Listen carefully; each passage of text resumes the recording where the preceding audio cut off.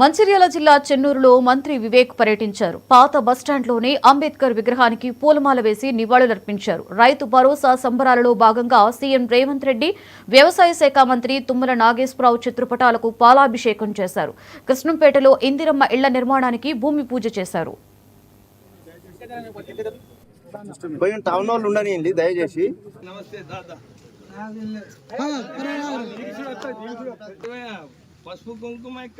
రెండు గ్రామాలలో ఇందిరమ్మ ఇల్లు ప్రారంభం చేయడానికి పూజ చేయడం జరిగింది.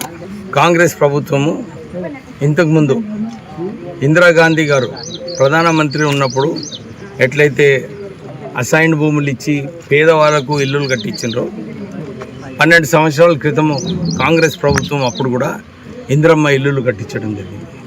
మొన్న ఎలక్షన్లలో మాట ఇచ్చింది కాంగ్రెస్ ప్రభుత్వం, మీకు అందరికీ కూడా ఇందిరమ్మ ఇల్లులు కట్టిస్తామని చెప్పి ఈ చెన్నూరు నియోజకవర్గంలో సుమారు 3,000 మందికి ప్రొసీడింగ్స్ ఇవ్వడం జరిగింది.